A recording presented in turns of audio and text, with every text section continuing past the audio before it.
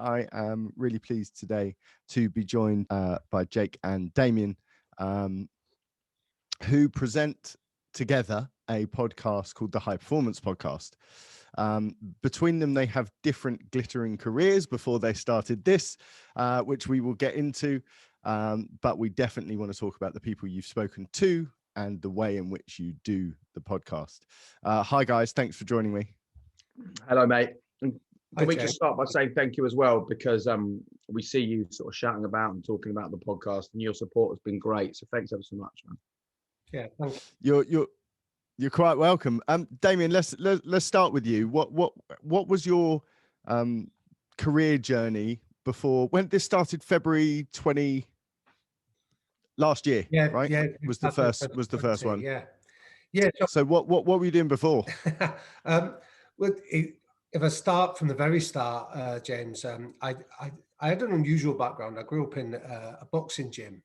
So my dad was a boxing coach in North Manchester.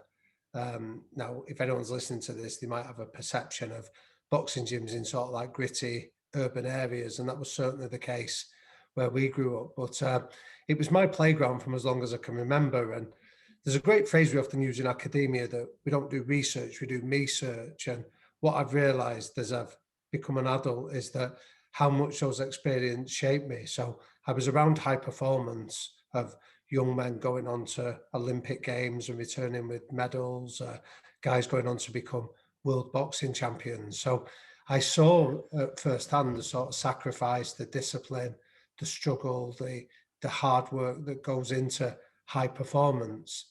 And then that took me down an academic route of looking very much at how you can create cultures where high performance follows, where people can blossom and perform at their very best. And I've been lucky enough to have done a number of books on that, but also working with a number of high performing sports teams in the professional world. So I've worked on the coaching staff with England Rugby League, Scotland Rugby Union, and a whole range of other the England Roses with Tracy Neville, and a range of other sort of professional sports teams, helping coaches deliver high performance. Great. And hang on, that didn't just jump straight into the podcast. What were you doing just before the pod started? So where the origins of this came from, and Jake can fill in any gaps on this, is that I'd been doing some work at Norwich City with one of our recent guests, Stuart Webber, and looking at how he could sort of build a robust culture there. And one of the roles that I did was I presented to the players and then to all the staff at Norwich, the whole one club ethos. And that was where Jake and I met. We realised that we had so much common ground in terms of Jake's own career that he'll tell you about in a while. But we'd spoken about this idea of sharing what Jake had learned from his broadcasting career and what I'd learned from almost in the dressing rooms of these high performance teams. That there's no secret to any of this stuff. And we had the idea of how can we sort of pull the curtain back on that and let people realise that there's no secret and the lessons are as applicable to any of us, whether we're sort of raising our children, whether we're working in a professional capacity or whether it's just with our mates.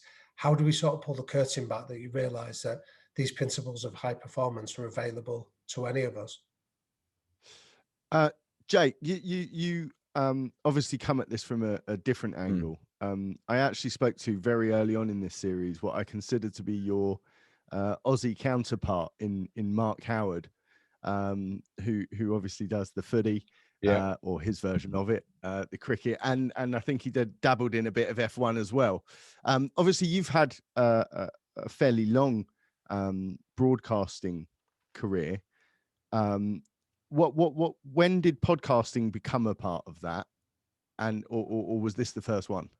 This was the very first one, and I actually thought that I'd kind of missed the boat with it, really. So I guess people do my job for a whole range of different reasons. The reason why I love working in elite sport is the elite individuals I get to spend time with. Like, in all honesty, so tomorrow night I'm hosting Manchester United in the Europa League, Man United Roma. and much to Damian's annoyance because he's a red, I honestly don't care who wins that game. Unless it's Norwich, I don't care, which is funny because all I get told all the time on social media is you're biased against this team, or you hate us, or you love this team. I don't care about any of them. I don't care. Didn't care when I worked in Formula One who won the race. I did not care. When I covered the Olympics, I did not care who won. What I love is the contact with these elite individuals. That's what I love. I love sitting with the pundits who've been there and can now reflect on it. I love seeing a sports person of any discipline pushing themselves to the limits. I love seeing how they react to failure. I love seeing how they celebrate the successes. That's why I do the job that I do. And so go on. No. I was just, you said that this was the first and you felt like you'd missed the boat. And Yeah. I'm aware that we've got a window that we're going to try and fit this into. Sorry. Yeah. I'll get to the point. The thing. No. So what it was, so I did all that, but I think no one knew why I was doing this job. They just thought, oh, he just does it because he wants to be a sports presenter. But the insight into those elite athletes was the reason why I did it. And I always wanted to tell that story, but to be quite frank, I was too busy trying to do the job well, trying to get on and off live telly, which is a challenge in itself, having kids, all the things that kind of get in the way. And then I had a meeting with a friend. We went for a coffee, and he's like more of a business friend than a mate friend. And I just said, look, I sort of feel like my career is great, but I wish I could tell this story about why I do it. And he said, look, you don't own anything. You worked for the Beeb, you work for BT, you work for everyone. What about creating your own thing? And I said, yeah, but it's hard to get stuff commissioned. I've got, I don't know how I'd go about it. And he said, no, you should think about a podcast. And I honestly thought that pods were like something that it felt to me like everyone was doing it. So I actually rang Fern Cotton, who has the brilliant Happy Place podcast. And I said to her, look, I can just talk to you for 5 minutes about whether this was a good thing for you. And she basically said, creating Happy Place changed my life. It gave me control. I now see the world for what it is. I see the opportunities and the possibilities. I can grow a whole community and all that sort of stuff, which was exactly what I wanted to hear. But then I thought, no one's going to take a former kids TV presenter seriously who's done a bit of football. And I was actually watching a documentary with Trevor McDonald, right? And I knew watching this documentary that he is not a historian. He was just being given this information by a historian and repeating it. And I didn't sort of believe it because I love my history docs, but I want to hear from historians, right? So I thought, and there needs to be another way of sort of explaining this whole high performance thing. And then I met Damian, and it was almost like it was just a gift from someone who gone, do you know what? You're looking for someone who can really bring gravitas and kudos and knowledge and experience and research background to your podcast. How about this guy? But then there's always the challenge, like, is it going to work? Because you can have two people who just don't gel properly. And the minute we did the first interview with Ben Ainsley, we traveled on the train, had a coffee in a funny little cafe around the corner, went in and interviewed him. And in the middle of that interview, Ben Ainsley, that was a moment that was a real revelation for me because I just thought, this is going to work. It's funny. I thought you were mates. Really? Like, well, we are now. No. I appreciate that, but I assumed it was from the way you speak together, from the way you bounce with each other. I just assumed it was a rekindled partnership of years gone by. When we interviewed Ben Ainsley, that was the second time we'd ever met. We met once at Norwich City, wasn't it, Damien? And then I remember when I called him and said, do you want to do this podcast with me? I was at the Chelsea Flower Show with my wife, and I've been trying to get hold of him for about 3 weeks. And I was saying to her, this geezer, man, he must be so busy. I've not heard from him. And then suddenly my phone goes. I was at the Chelsea Flower Show. I was like, do you want to do a podcast with me? And he was like, fucking hell, I'm busy. All right, why not? But now I hope he agrees, because I certainly believe it's the most rewarding thing I've done in my life. Oh, 100%, yeah. I'll tell you a funny story, James, when we were talking about that first interview, that I've described this to my wife when I came home, that I remember sort of being sat there and not like, I don't know what I don't know. So I know what I don't know. And I knew that I didn't really know much about recording and like hitting your straps and things like that. And like, have you ever had the experience of standing on a train platform on a train that's not stopping at your station comes through, and like and the platform shakes beneath your feet because of and it sucks all the wind out of you. And I remember being sat there, and Ben Ainsley was sat to my right and Jake was sat to my left, and he went, right, we'll record. And I had that same experience where I remember sat there thinking, fucking hell, he's good. Like when Jake started speaking of that, it was like where well, he's done a couple, to be fair. yeah. No, yeah, but I don't think you can appreciate it until you sit there. Like you can watch TV and think, oh yeah, they're a good presenter. But when you literally sit next to it and you see the like how smooth and how polished it is, it was really impressive. And I remember sort of sat there admiring it, and then a couple of seconds later thought, I have to jump on that train in a minute. And that's why. Yeah, but I'm incredibly grateful because Jake's been so helpful. You know, there's been a couple of occasions where I've texted him afterwards and gone, you know what, I made a mistake with that, or I jumped in too early with that, or I was too clumsy with that question. And just the coaching that Jake offers me has been invaluable. As much as in the interviews, like the real pleasure for me has been getting the chance to work with Jake and you know and establish a friendship. Let me ask you about podcasting, right? Like one of the sort of undercurrents, if you like, of podcasting in general is that there, especially with long form, whatever act you think you can put on, after a while, everyone can see through it, right? Like it doesn't matter because it's intimate, like we were discussing just before. You guys have done something in the past couple of days that is very podcasty and very only possible with new media, right? You have created a paywall with no paywall to allow everybody unfiltered access to all of your content.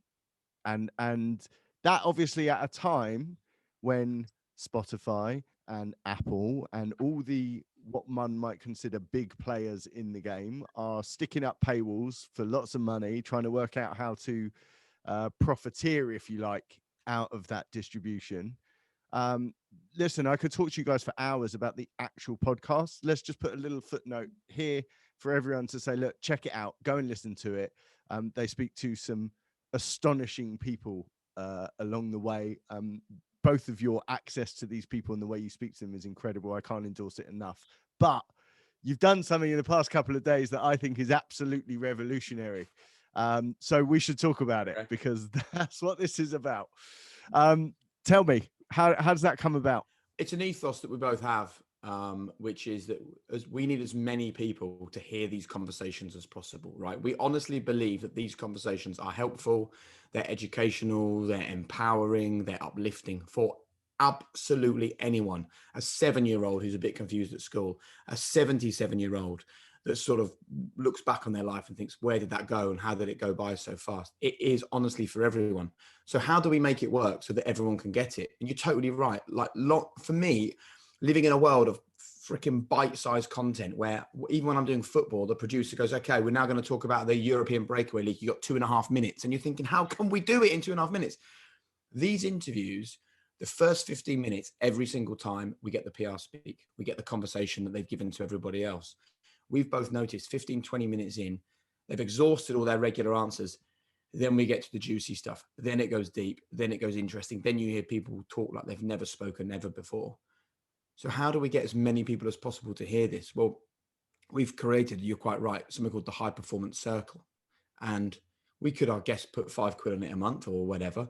But why can't we create something where we can build such a community and such a movement and such size and scale that actually we can go and speak to brands and partners to provide the cash, and the actual people that benefit from this, the people that need this, can just continue to get it for free. So the High Performance Circle exists, exclusive podcast episodes, keynote speeches, what we're calling High Performance Boosts, which is like a TED Talk.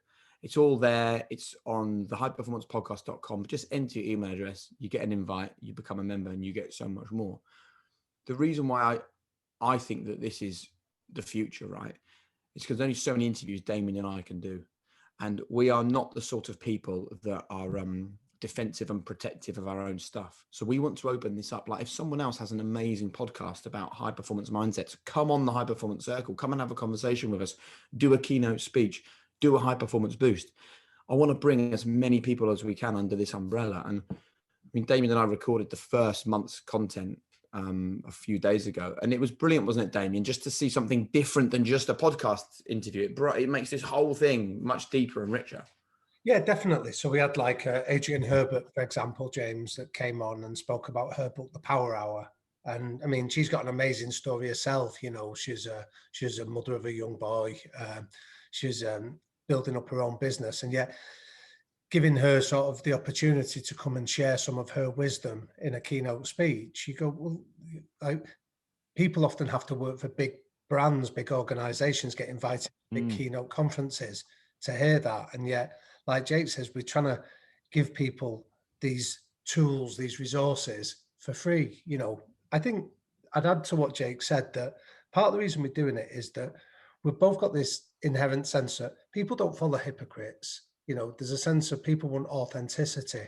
And we can't sort of tell people there's no secret to it and then try and monetize it and try and make money off people that believe that somehow life could be better for them. So there's a real pure intent from Jake and myself and the rest of the team to give people these resources, and hopefully they can use them and then come on the podcast and tell us about it. It's interesting because to call it a podcast is too small, right? And this is something that I think we're seeing certainly over the last 12 months is, and I'm interested, Jake, from your perspective, as somebody who has operated for 20 years in conventional blue chip media, this is a different thing, right? Like this is a whole media movement on its own. The podcast is with Acast, or do you guys? Yeah, Acast. Just push it out just via from this Acast. series. Do they produce it?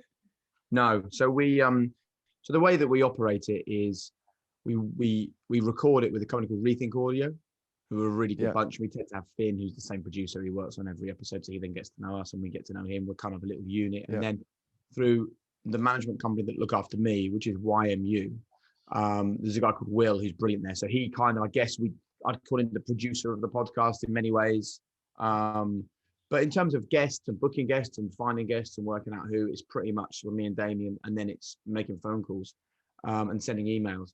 And I think that's where the numbers have really helped, because we're pulling about 1 million downloads a month. And I think people are getting so many podcast requests now.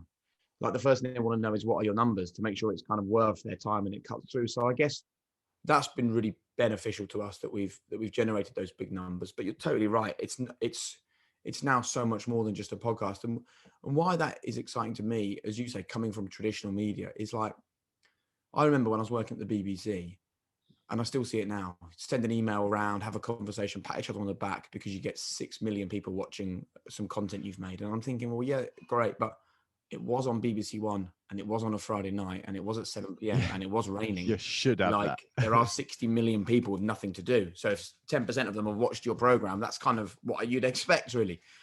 With this, people have to actively come and find it. You know, we're not put somewhere where you just so happen to have it chucked in your face. Like that, for me, 1 million people have actively gone, typed for it, looked for it, downloaded it, found time for it, among all the busyness and the madness that's going on in our lives. That is the thing that is kind of the most humbling element for me, without doubt, because I come from a very different world. Is this where, I mean, look, I'm loading these questions because I believe it so vehemently. Is this where it's going? Is this how you see the media stuff going in the future? I asked Mark Howard, at what point would he be sitting in the stands at the cricket, commentating down his iPhone, because he's got his audience of people. I'm obviously not sitting here trying to get the exclusive of you leaving mainstream media, but there's an argument that says you can do what you do anywhere, and your people are now working out where to find you. And maybe not for you, maybe not for our generation, but I can certainly see that the next generation of media stars aren't going to be attached to any networks. Those networks are just going to be buying those parts to put out as a package. Yeah. High performance, you talked about getting a free speech that you would normally have to be involved in a business. The guests you guys have had, these are super high performance. Yeah. This is the pinnacle. This is the absolute apex tier of high performance people. And it's not just sport. This is, I listened to Matthew Mcconaughey the other day. Like, where are you getting these people from? This is unreal. We felt the same at the time, Damien, didn't we? Yeah, I mean, when people ask for sort of standouts, that I think in terms of star power, speaking to a Hollywood A-list Oscar winner from his home in Los Angeles, that's, coming and telling us stories about his upbringing in Texas and talking to us and really getting the idea about what we were trying to do and sharing his wisdom. It was just a real privilege. But you're right, James, there's so many that I like some of the guests as well from worlds that I don't understand. Like one of our most profound ones that I found was Marcellino Sambe, the principal lead dancer of the Royal Ballet. This was a lad that grew up in a slum town just outside of Lisbon, lost his father at a young age, moved over to the UK at 14 to dance. That was when he came out as gay. And he just had so many amazing stories. He was like an old soul in a young, lithe dancer's body but was sharing some of this stuff in a world that I think it's fair to say Jake and myself didn't fully understand it, but the wisdom and the knowledge they were passing on. I think that's the point, that you don't have to understand their industry or even their career to really plug into the lessons that they're teaching. You're right. It oozes out of your guests, and I think there's massive credit there to both of you that you're certainly asking the right questions and pointing them the right ways. Some of them you guys speak a lot. Some of them you barely need to speak at all because these people are switched on to what you're going for, right? How do you decide when to stop? How do you go, like, hang on, these people are going to do this, just let them get on with it? I think you have to give them a bit of time to start with, because as we've said, it takes a bit of a while to sort of settle in. But actually, I think the podcast is part of the reason for that. I think early on, when people didn't understand what it was, we would find ourselves having to explain what we're trying to get out of these conversations. Now what we find is it's the total opposite. People have heard it, listened to it. I would say the last 20 interviews we've done, either we've picked up the phone, sent an email, and the reply has been, "Oh my goodness, I love your podcast, yes." Or it's people coming to us. So a really good example, Kasper Schmeichel, the Leicester City goalkeeper, won the Premier League, currently about to captain his team to a Champions League spot in the Premier League, and they're in the FA Cup final. He had messaged us, said, "I love your podcast. I'd love to just come on and share my thoughts and talk about it." That for us is really like, that's the level that we want to get to, because then it's very easy for us. We go, right, what do you want to say? And then it really is reacting to what gets said. And I think that's the crucial thing. That's the crucial thing, is that people now I can't believe the amount of people listening to this. There was a podcast in the States the other day, they were talking about it, and then they've spoken on it again now, with a couple of NFL players who are listening to it in the locker room in America, in the NFL. Like, how are we having that kind of an impact? It still amazes me. Absolutely amazes me every day. Do you think that's platform unique?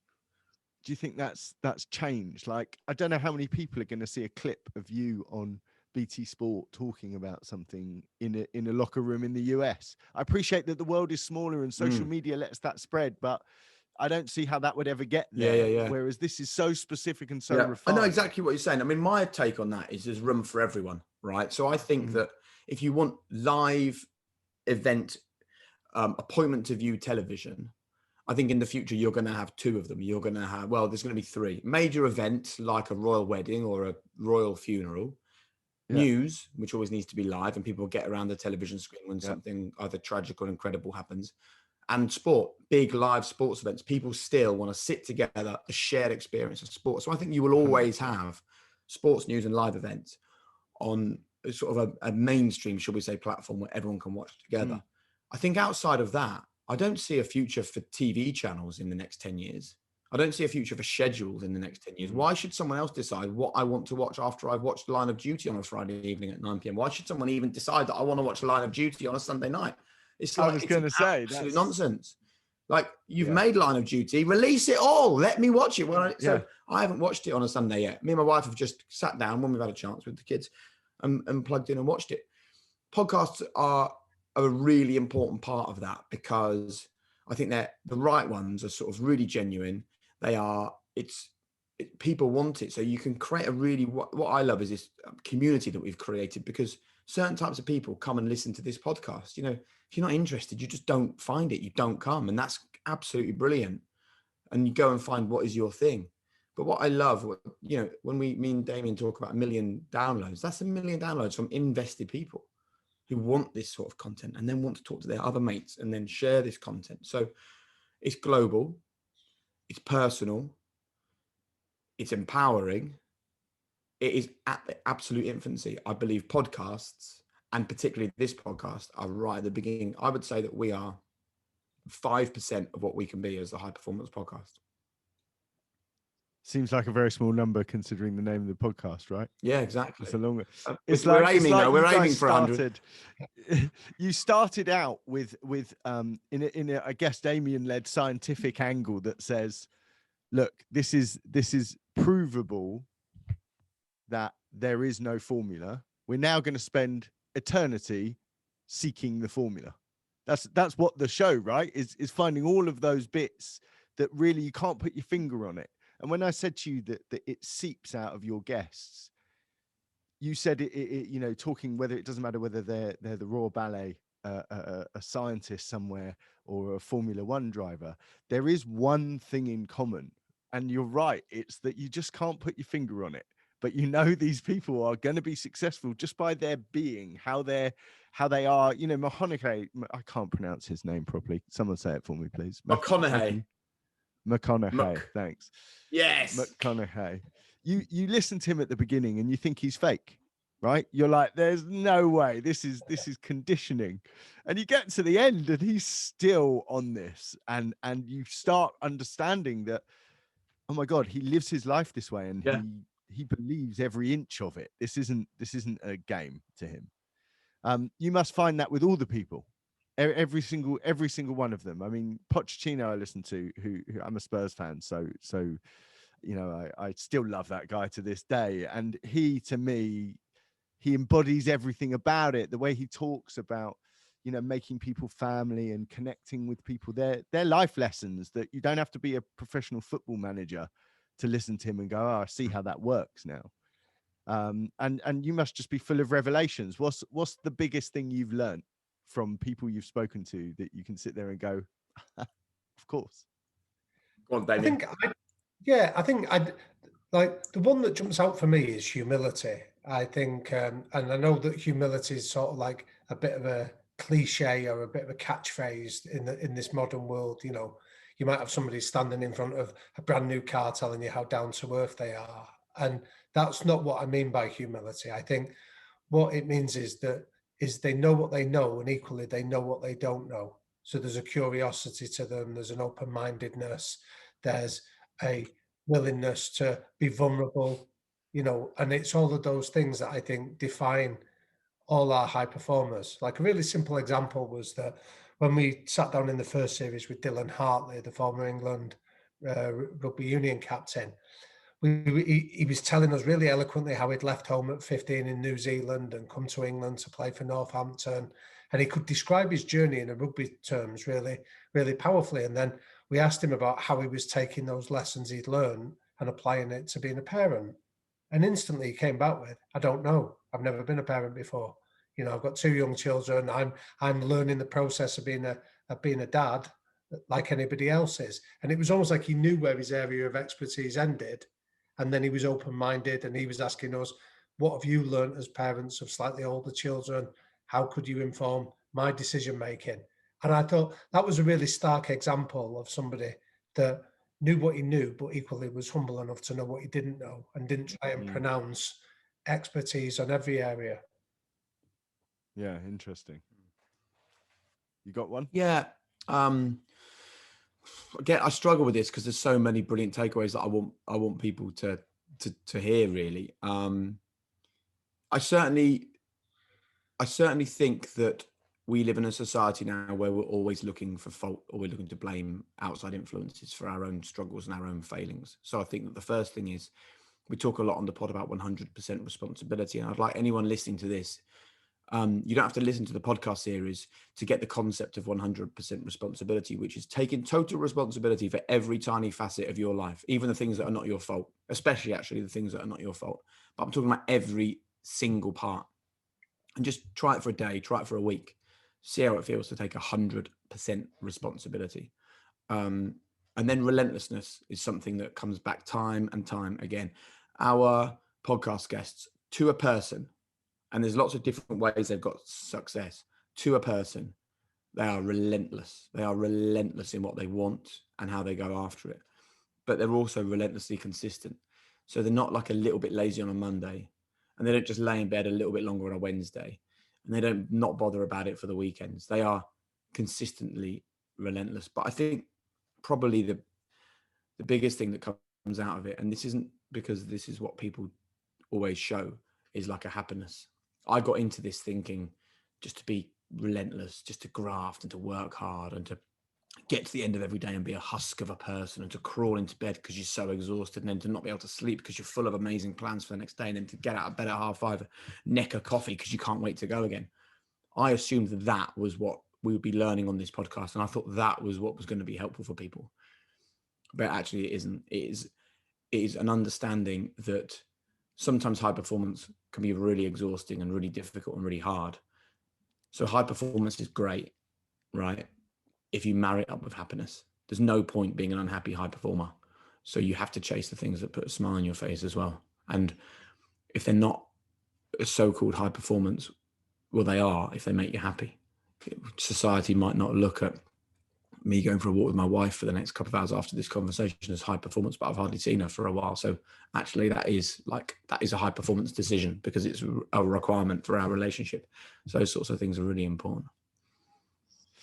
Yeah, and I guess there are going to be many, many more to come because there's no brakes on the high performance podcast machine. I'm assuming the creation of what do you call it? The power circle. High performance circle. Yeah. High performance circle. I think ensures that this goes on and on and on. Right. Isn't it? Series 5 with it. The schedule is done for Series 5 for the record. Are you recorded? No, we're about to start going. So we're going to pretty much record in May. Okay, let me just ask you one last set of podcasty geeky questions, just so that we can make sure that we've ticked off those boxes.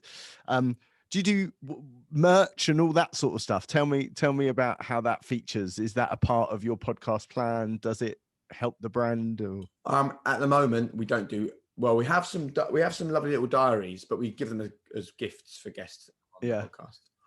I think the key to understand about this, right, is that neither of us see it as the High Performance Podcast. This is High Performance. That is the brand, and it consists of the High Performance Circle. It consists of the High Performance book, which comes out at the end of the year.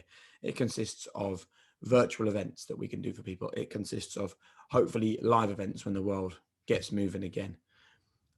It consists of monthly newsletters inspiring people. High performance is this overarching thing, the podcast being one strand of it, I guess. We think thinking big. Yeah, good. As you should, right? That's the very nature of high performance. Mate, you certainly don't need to think the phrase is, and we both subscribe to this, Damien and myself, innovate or die. If we're doing exactly the same thing with the High Performance Podcast in 3 years that we're doing now, people would have got bored and moved on. It's up to us. It's our responsibility, not theirs, to keep them listening. If people stop listening, it's not their fault. It's entirely ours. Yeah. The people we're talking to for Podicon, they run the Podball 100. You guys are frequenting the tops of the charts all of the time. Just briefly, in case you didn't understand, although I think you both do, for those listening at home, the Podball 100 effectively uses conversation on social media as well as download metrics as a means of rebalancing the chart, if you like, as certainly a pass round of getting rid of legacy downloads, which you guys won't even benefit from yet. But the people that have had shows for 10 years with people set on automatic download, they might not even be listening to it. They bring in Twitter, YouTube comments, Facebook, etc., even TikTok, I think now, into the conversation, and using hashtags that you guys are using, work out who is talking about your show. And you guys consistently are still atop the charts.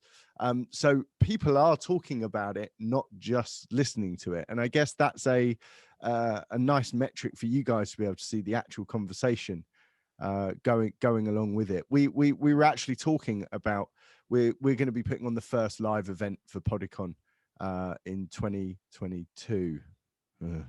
Was supposed to be 2020. In fact, you guys didn't even have a podcast when they'd planned the first one of these. However, it's going to be a big blockbuster thing with live audience and all of that type of thing. And I think you guys would be great in that room. I think you'd really connect with some of these people that are talking about you. So I'll make sure the guys send you across some details about that. Look, I could go for hours with you. I've got 37 of your podcast points that I'd written down, even listening to them, that I could have picked apart on the questions about each individual person. I really appreciate you taking the time first thing this morning in speaking to us, and I hope one day we can do this in person, sitting in the studio, and dig a little deeper about the behind the power circle that you seem to be generating with all of the things that you guys are doing. Good man. We really appreciate you taking the time. And again, you know, we both know that the reason why this podcast has been successful is actually because people talk about it, they share it, they comment to their friends, and you know, you guys are absolutely part of that. So thanks for the support, James. You're welcome. Damian, just wrap it up for us. Why should people listen to the High Performance Podcast? And more importantly, why do they need to go and register with you directly on the website? Yeah, well, the short answer is that I think we could all improve. I think it's that there's something that we can all take away to make life just a little bit better for all of us and for our families and for our friends. And the High Performance Podcast contains the lessons to be able to do precisely that. And where do they register? They go to the highperformancepodcast.co.uk. So if they go there, they'll get an email and confirm that they're a member of the High Performance Circle. Brilliant. Guys, thank you so much, and look forward to seeing you again soon. Thank you, James. Thanks, mate.